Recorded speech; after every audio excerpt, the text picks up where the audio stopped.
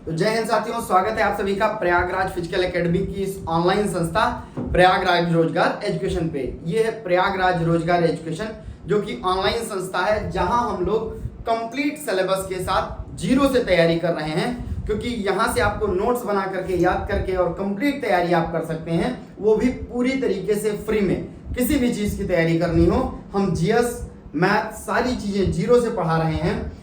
आज की क्लास में हम लोग देखेंगे आधुनिक भारत का इतिहास में कौन सा चैप्टर, बंगाल पर अंग्रेजों का आधिपत्य एवं बंगाल के नवाब। यहां से हम लोग शुरू करेंगे। इसके पहले एक क्लास आधुनिक भारत का इतिहास पर पहली क्लास हमारी हो चुकी है, जिसमें हमने उत्तरकालीन मुगल साम्राज्य के विषय में डिटेल चर्चा की हुई है। आप लोग उसको देख लीजिए। ये जो क्लासेस आ रही हैं ये कंप्लीट क्लासेस हैं, इसके बाद कहीं से कुछ देखने की जरूरत नहीं है। अगर होता भी है तो चैप्टर वाइज हम क्वेश्चन बाय क्वेश्चन लेकर के एक अलग से सेशन ले आएंगे, जिसमें मैराथन में ही हम लोग सब कुछ कंप्लीट कर लेंगे। लेकिन अभी हम लोग शुरू करने जा रहे हैं बंगाल के नवाब और बंगाल पर अंग्रेजों का आधिपत्य। किस तरीके से छल से अंग्रेजों ने बंगाल पर अधिकार कर लिया और किस तरीके से बंगाल के नवाबों ने, बंगाल के लोगों ने मुगल साम्राज्य से छल करके और अपना स्वतंत्र राज्य स्थापित किया था। कंप्लीट चर्चा करेंगे। आप लोग कमेंट सेक्शन में बताइए, ये जो कोलकाता है, कोलकाता में स्थापित ये प्रसिद्ध इमारत कौन सी है और किसने बनवाई थी, इसका नाम क्या है। तो चलते हैं, शुरू करते हैं। पहले तो ये जान लीजिए, लगातार आप लोग बार बार एक ही चीज पूछ रहे हैं कि सर ये क्लासेस किसके लिए देखी जा सकती हैं, तो आज मैं लेकर के खुद आ गया हूं। भारत एवं विश्व के रूप में, यानी इंडिया और वर्ल्ड सब कुछ पढ़ेंगे, कंप्लीट चीजें। तो ये क्लास आप देख सकते हैं फॉर रेलवे का कोई भी एग्जाम हो, चाहे एनटीपीसी हो, ग्रुप डी हो या आरपीएफ कांस्टेबल एसआई हो, आप वहां के लिए देख सकते हैं। एसएससी की तैयारी अगर आप कर रहे हैं तो एसएससी में जीएस पूछा जाता है, उसके लिए आप देख सकते हैं।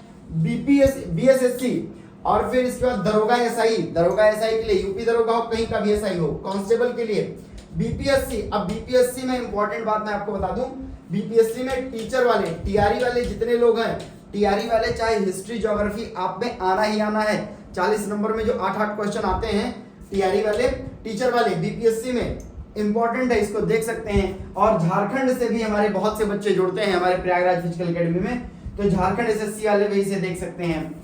UP triple SC, Uttar Pradesh के हम लोग रहने वाले हैं, तो यूपी ट्रिपल एससी में भी जितने क्वेश्चन आते हैं यहीं से आपको देखने को मिलेंगे। झारखंड पीसीएस हो गया, यूपी पीसीएस हो गया, यूपी पीसीएस का आरओ का एग्जाम जो चल रहा है, लगा हुआ है, उसके लिए भी जीएस पोर्शन के लिए ये इंपॉर्टेंट है।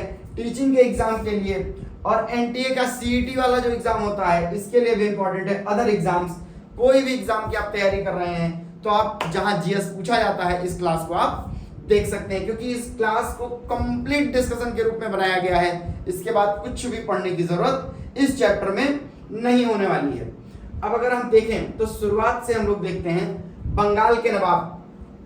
बंगाल का जो राज्य स्थापित हुआ, स्वतंत्र राज्य स्थापित हुआ, वो इसी आधार पर स्थापित ही हुआ था कि उन्होंने अपने राजा, यानी कि जब औरंगजेब की मृत्यु हो जाती है 1707 में औरंगजेब की मृत्यु के बाद, जैसे ही इनका राज्य जो कि अभी तक किसके अंतर्गत चल रहा था, मुगलों के अंतर्गत चल रहा था, से स्वतंत्र होकर के अब ये पूरी तरीके से एक नए राज्य की स्थापना करते हैं। और वो आदमी कौन होता है, मुर्शीद कुली खान। मुर्शीद कुली खान ने, आपको पता है 1713 में और 1727 तक ये जीवित था। 1713 में इसने एक स्वतंत्र बंगाल राज्य की स्थापना की थी। और उसके बाद सुजाउद्दीन 1727 से 1739 तक शासक रहता है, नवाब रहता है बंगाल का, इसने शासन किया। इसके बाद आता है सरफराज खां 39 से 40 रहता है, केवल 1 साल तक। और इसके बाद आता है अलीवर्दी खां। सरफराज खां के बाद आता है अलीवर्दी खां 1740 से 1756 तक। और 1756 में इसी के अलीवर्दी खां के नाती सिराजुद्दौला को 1756 से 1757 के बीच में बंगाल का नवाब बनाया जाता है। सबसे ज्यादा अगर अंग्रेज भयभीत हुए किसी शासक से, किसी नवाब से, तो वो सिराजुद्दौला ही था। सिराजुद्दौला से अंग्रेज सबसे ज्यादा डरते थे। इसी वजह से सिराजुद्दौला को के समय में सबसे पहले सबसे तुरंत जैसे ही वो गद्दी पर बैठता है, इसके कुछ नीतियों के कारण तुरंत युद्ध शुरू हो जाता है। और आपको पता है 1757 का सबसे विख्यात प्लासी का युद्ध, जो अंग्रेजों की पहली भारत में सबसे बड़ी जीत थी, वो होती है 1757 में, और ये होती है सिराजुद्दौला के टाइम पीरियड में। अब सिराजुद्दौला के बाद, चूंकि सिराजुद्दौला का जो सेनापति था वो था मीर जाफर। कौन था भैया? मीर जाफर था। और मीर जाफर ने 1757 की प्लासी के युद्ध में गद्दारी की थी। किसके साथ? अपने राजा के साथ। और 1757 से 1760 तक इसी बेस पर इसने गद्दारी की ही थी कि सिराजुद्दौला को हटा करके हमें नवाब बना दिया जाए, और इसे नवाब बना दिया जाता है 1757 से 1760 तक। लेकिन चूंकि इसको अंग्रेजों ने इतना परेशान कर दिया कि ये खुद ही त्रस्त होकर के कहने लगा कि अब हम अंग्रेजों के विरुद्ध चले जाएंगे, तो अंग्रेजों ने तुरंत इसे हटा दिया। फिर से मीर जाफर को फिर से नवाब पद से हटा दिया गया, और फिर बनाया गया मीर कासिम को। मीर कासिम 1760 से 1763 तक ये खुद शासक रहता है, बंगाल का नवाब रहता है। लेकिन फिर इसने भी परेशान करना स्टार्ट कर दिया अंग्रेजों को, तो फिर मीर कासिम को हटा करके मीर जाफर को फिर से बनाया जाता है। और ये 1763 से 1765 तक ये फिर से मीर जाफर शासक रहता है। मीर जाफर के बाद, मृत्यु के बाद, आपको पता है निजामुद्दौला, और निजामुद्दौला के बाद सैफुद्दौला, और सैफुद्दौला के बाद मुबारकुद्दौला। और 1775 में अंतिम रूप से अगर पूछा जाए अंतिम बंगाल का नवाब कौन था, तो मुबारकुद्दौला था। मुबारकुद्दौला को पूरी तरीके से हटा करके अंग्रेजों ने पूरी सत्ता अपने हाथ में ले ली थी। अब यहीं से कहानी शुरू होती है, सबसे पहले नवाब और अंग्रेजों के बीच जो बहस हुई वो कहां से हुई देखते हैं। बंगाल पर अंग्रेजों का आधिपत्य कहां से शुरू होता है देखते हैं। मुगल साम्राज्य के अंतर्गत, अब मैंने पहले ही बताया ये जो बंगाल था किसके अंतर्गत आता था? मुगल साम्राज्य के अंतर्गत आता था। तो बंगाल सर्वाधिक संपन्न राज्य था। रीजन मैं आपको बता दूं, चूंकि जो बंगाल था ये तटीय इलाका था। क्या था? तटीय इलाका था। और तटीय राज्य होने के कारण ये सर्वाधिक विदेशी व्यापार, जो फॉरेन ट्रेड होता था, फॉरेन ट्रेड में सबसे आगे कौन था? आपका बंगाल था। बंगाल का जो पूरा क्षेत्र था। और मत्स्यन में जो मत्स्य उत्पादन था, मछली पालन था, वो सबसे ज्यादा कहां से था? बंगाल से था। और कई चीजों के कारण, अपनी भौगोलिक स्थितियों के कारण जो बंगाल था वो बहुत ही संपन्न राज्य था। अब भौगोलिक स्थितियों में सबसे महत्वपूर्ण जान लीजिए, क्योंकि यह गंगा का क्या है? गंगा और ब्रह्मपुत्र का डेल्टाई क्षेत्र है, तो उत्पादन बहुत अधिक होता था। चावल जैसी और जूट जैसी कृषि यहाँ पर बहुत अधिक होती थी, इसलिए बहुत ही संपन्न राज्य था। अब सबसे पहले कौन आता है? सबसे पहले आते हैं मुर्शीद कुली खां। कौन आता है भैया? मुर्शीद कुली खां स्वतंत्र शासक था। ये क्या था? मैंने बताया कौन था? मुर्शीद कुली खां स्वतंत्र शासक था, परंतु वह नियमित रूप से मुगल बादशाह को राजस्व भेजता रहता था। मुगल बादशाह को यह राजस्व भेजता रहता था, लेकिन स्वतंत्र शासक था। मुर्शीद कुली खां ने अपनी राजधानी ढाका से मुर्शिदाबाद ट्रांसफर की थी। अब ये इंपॉर्टेंट क्वेश्चन है और बहुत ज्यादा पूछा जाता है। ये क्वेश्चन बहुत ज्यादा पूछा जाता है कि किसने ढाका से मुर्शिदाबाद राजधानी किसने ट्रांसफर की थी? ढाका जो बांग्लादेश में है अभी, से मुर्शिदाबाद किसने अपनी राजधानी स्थानांतरण किया था? तो कौन था? मुर्शीद कुली खां था। और अपने नाम पर ही इसने रखा था मुर्शिदाबाद। और ये किस नदी के तट पर था? भागीरथी नदी के तट पर। जो मुर्शिदाबाद है किस नदी के तट पर है? तो भागीरथी नदी के तट पर स्थित है। और इसने यहाँ पे कट गया है, मैं आपको बता दूं, इसने इजारेदारी व्यवस्था शुरू की थी। मुर्शीद कुली खां ने इजारेदारी व्यवस्था शुरू की थी। इजारेदारी, तो इजारेदारी व्यवस्था किसने शुरू की थी? इजारेदारी व्यवस्था मुर्शीद कुली खां ने शुरू की थी। इजारेदारी बड़ा होगा, ठीक है। इजारेदारी व्यवस्था किसने शुरू की थी? मुर्शीद कुली खां ने शुरू की थी। भागीरथी नदी के तट पर यह मुर्शिदाबाद इसने स्थापित किया था। अब देखते हैं इसका उत्तराधिकारी कौन होता है। अब मुर्शीद कुली खां का जो उत्तराधिकारी होगा वो उसका दामाद होगा। कौन होगा? उसका दामाद। और इसका दामाद कौन था? सुजाउद्दीन था। कौन था? सुजाउद्दीन था। सुजाउद्दीन इसके बाद शासक बनता है, नवाब बनता है। 1740 ईस्वी में गिरिया के युद्ध में, बहुत महत्वपूर्ण है, गिरिया का युद्ध बहुत बार पूछा गया है। तो 1740 के गिरिया के युद्ध में सरफराज को मारकर, अब किसको, सुजाउद्दीन था, तो सुजाउद्दीन कौन होता है, सरफराज को मारकर बिहार के सूबेदार अलीवर्दी खां, अभी अलीवर्दी खां की चर्चा आई थी, अलीवर्दी खां बंगाल का नवाब बन जाता है। तो सरफराज को मारकर कौन बनता है, गिरिया के युद्ध, अगर पूछा गया गिरिया का युद्ध किसके किसके बीच हुआ, तो सरफराज और अलीवर्दी खां के बीच हुआ। किसके किसके बीच हुआ, सरफराज और अलीवर्दी खां के बीच हुआ। कब हुआ, 1740 में हुआ। और इसी में सरफराज को मारकर अलीवर्दी खां बंगाल का नवाब बन जाता है। इसने अपने शासनकाल में मुगलों को राजस्व देना बंद कर दिया। महत्वपूर्ण बात है। 1740 कौन सा समय चल रहा है भैया, 1740 का समय चल रहा है। इसके बाद जब अलीवर्दी खां बनता है तो अलीवर्दी खां ने पूरी तरीके से मुगलों से अपना नाता तोड़ लिया। कहा भाई हम तुमको देंगे ही नहीं राजस्व, अब क्या करोगे। तो अब एक तो खटास आ गई उधर मुगलों के साइड से, इधर अंग्रेज अपना दबाव बना ही रहे थे, ये अपनी पैठ बना ही रहे थे। तो आगे क्या होता है देखते हैं। इसके शासनकाल में बंगाल इतना ज्यादा समृद्धशाली बन गया कि बंगाल को भारत का स्वर्ग कहा जाने लगा। क्या बात है। तो अलीवर्दी खां ही वो शासक था, वो नवाब था जिसके टाइम पीरियड में, जिसके समय में सबसे ज्यादा बंगाल फला फूला और इतना ज्यादा समृद्ध हो गया कि बंगाल को ही क्या कहा जाने लगा, भारत का स्वर्ग कहा जाने लगा। और इसका उत्तराधिकारी, इसका दामाद सिराजुद्दौला बनता है। मैंने बताया था सिराजुद्दौला से अंग्रेज इतने ज्यादा चिढ़ गए थे क्योंकि सिराजुद्दौला ने कुछ ऐसी नीतियां अपनाई थी जिसके कारण अंग्रेजों से उनकी बनी नहीं, और इसी वजह से सिराजुद्दौला के ही टाइम पीरियड में प्लासी का युद्ध हो जाता है।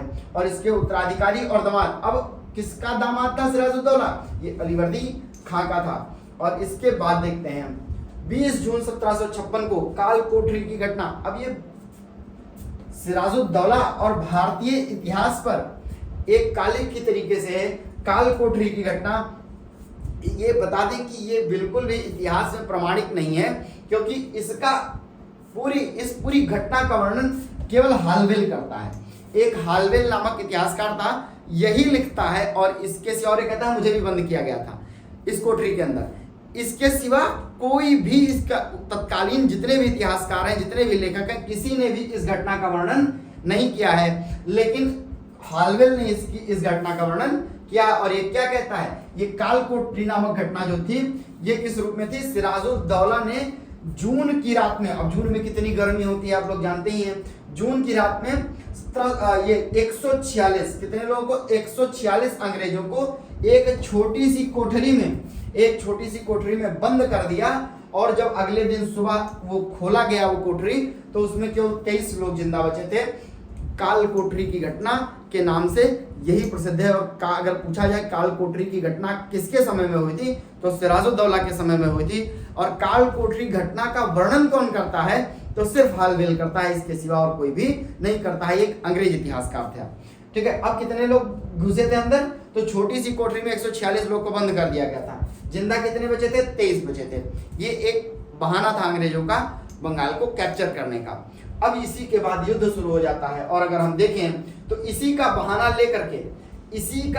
लेकर के भारत के इतिहास में अंग्रेजों की पहली जीत, भारत के इतिहास में अंग्रेजों की पहली जीत जो होती है वो प्लासी के युद्ध के रूप में होती है। और ये डेट है 23 जून 1757। 23 जून 1757 वो दिन है जिसके बाद भारतीय इतिहास का एक नए युग का आरंभ होता है। और नए युग में अंग्रेजों की वो जिंदा और नंगी लूट शुरू होती है जिसको 200 सालों तक भारतीय उपमहाद्वीप ने झेला।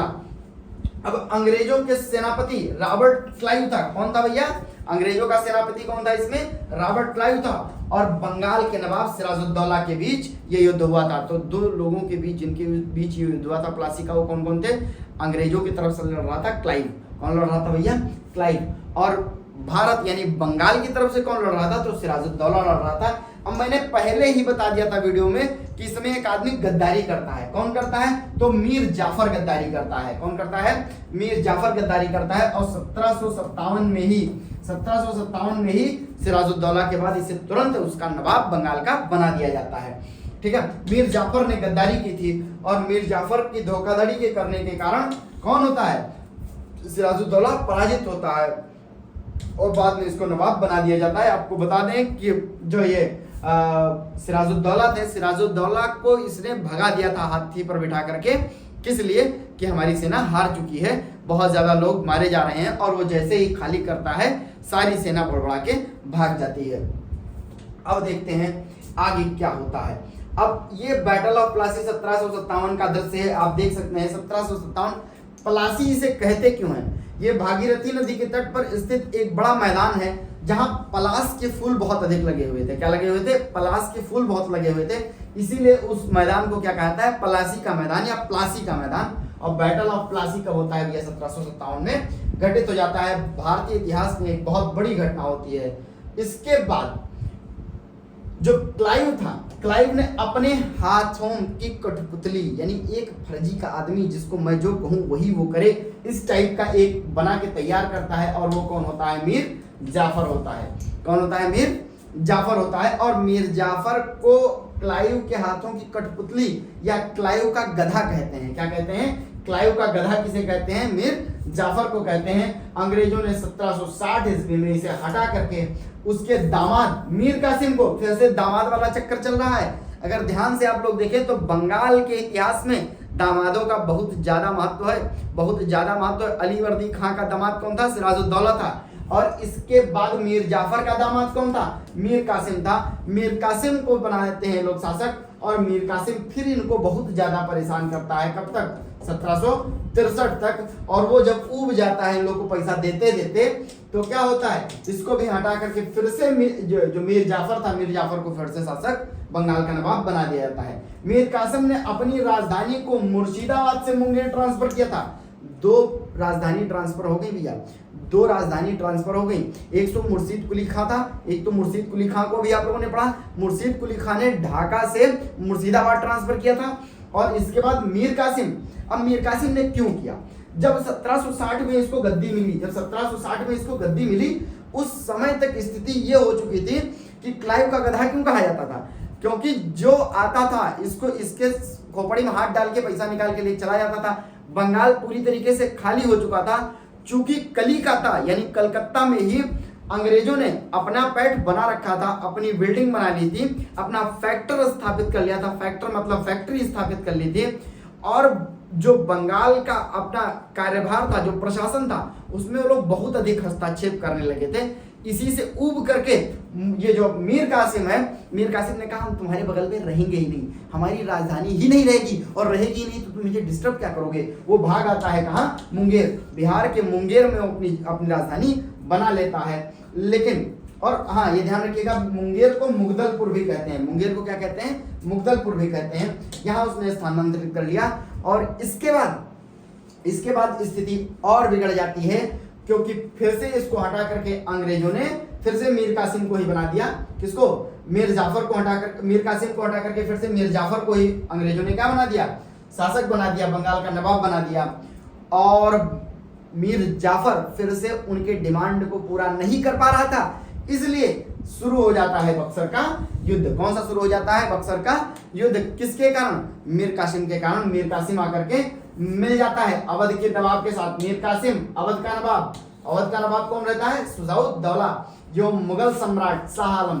आप याद करिए, जो पिछली क्लास में मैंने पढ़ाया था, इस समय 1764 के समय में शाह आलम गद्दी पर बैठ चुका है और शाह आलम, मीर कासिम और सुजाउद्दौला मिलकर के लड़ते हैं। कौन सा युद्ध?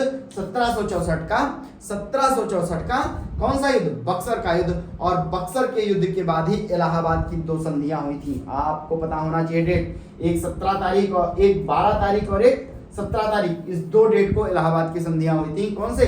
बक्सर के युद्ध के बाद।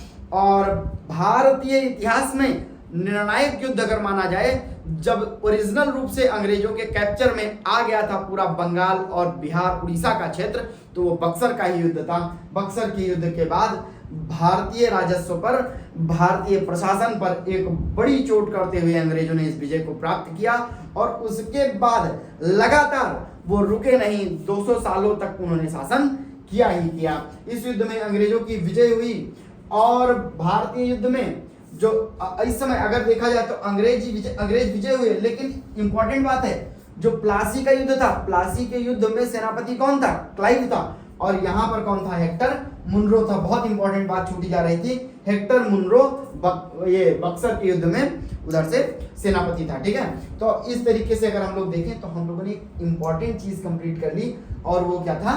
बंगाल का इतिहास। अगर इसमें देखें तो बैटल ऑफ बक्सर भी हुआ था और बैटल ऑफ बक्सर के ही बाद से अंग्रेजों ने कैप्चर कर रखा था। कुछ इंपॉर्टेंट डेट हमें मिल रही थी तो इसकी फोटो खींच के आप लोग के लिए ले आया हूँ, लेना हो स्क्रीनशॉट ले लीजिए और इसके बाद मैं इसको आपको पूरा पढ़ा देता हूँ कैसे। अब ब्लैक होल की घटना, ये इंपॉर्टेंट डेट है जो पूछी ही जाती है। ब्लैक होल की घटना कब हुई थी लिया तो ये 20 जून 1756 को हुई थी और उसी के बाद 1757 में क्या हो जाता है? प्लासी का युद्ध हो जाता है। अगर अलीनगर की संधि होगी, अलीनगर की संधि जो होती है ये सिराजुद्दौला और अंग्रेजों के बीच में होती है, जिसके बाद वो लोग बात करते हैं कि नहीं हम लोग युद्ध नहीं करेंगे और 9 फरवरी 1757 को ये संधि ही होती है। तब तक प्लासी का युद्ध दोबारा लिख दिया जाता है इतिहास में। कब? 23 जून को। 9 फरवरी और 23 जून, 9 फरवरी को ये लोग क्या करते हैं? संधि करते हैं, फिर 23 जून को आकर के लोग मार कर लेते हैं और मार कौन करता है? ये गद्दार अंग्रेज लोग करते हैं। इसके बाद होता है बक्सर का युद्ध। क्या होता है भैया? बक्सर का युद्ध। और बक्सर का युद्ध 22 अक्टूबर 1764 को होता है। कब होता है? 22 अक्टूबर 1700, ये 23 जून है, 22 अक्टूबर है 1764 को होता है। ये सारी डेट बहुत इंपॉर्टेंट है। इसके बाद हम देखें तो इलाहाबाद में 2 संधियां होती हैं। इलाहाबाद में 2 संधियां होती हैं। एक तो उसके साथ अवध के नवाब के साथ होती हैं, अवध के नवाब के साथ होती हैं, एक बंगाल के नवाब के साथ होती हैं। अब इन दोनों में 7 अगस्त और 16 अगस्त, इसके पहले मैंने डेट गलत बता दी थी, सॉरी 16 अगस्त था, मैंने 17 बोल दिया था। क्या था? 12 अगस्त और 16 अगस्त 1765 को ये दोनों संधियां होती हैं। इसके बाद इसके 10 सालों बाद लगभग एक और संधि होती है।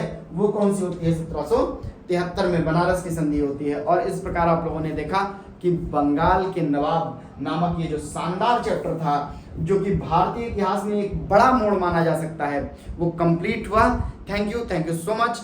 बने रहिए इसी तरीके से हमारे साथ। अब मैंने पहले ही बता दिया, सभी जितने भी पेपर होते हैं, वनडे एग्जाम्स होते हैं और जहां पर भी जीएस पूछा जाता है वहां पर ये महत्वपूर्ण है। ये क्लास डिटेल्ड रूप से महत्वपूर्ण है। जो चीजें समझ में आ गई हो अच्छी बात, नहीं तो नोट कर लीजिए, 1 बार 2 बार क्लासेस को पूरा देख लीजिए। लेकिन बने रहिए हमारे साथ क्योंकि हम लगातार ऐसे ही क्लास लेकर के आप लोग के लिए आ रहे हैं और मेहनत बहुत कर रहे हैं, जैसा आप देख रहे हैं। क्योंकि हम लोगों ने चैनल चेंज किया है प्रयागराज फिजिकल एकेडमी में, जिसमें हमारे 9 लाख से ऊपर सब्सक्राइबर हैं। हमने प्रयागराज रोजगार एजुकेशन स्पेशली बनाया है पढ़ने वाले बच्चों के लिए।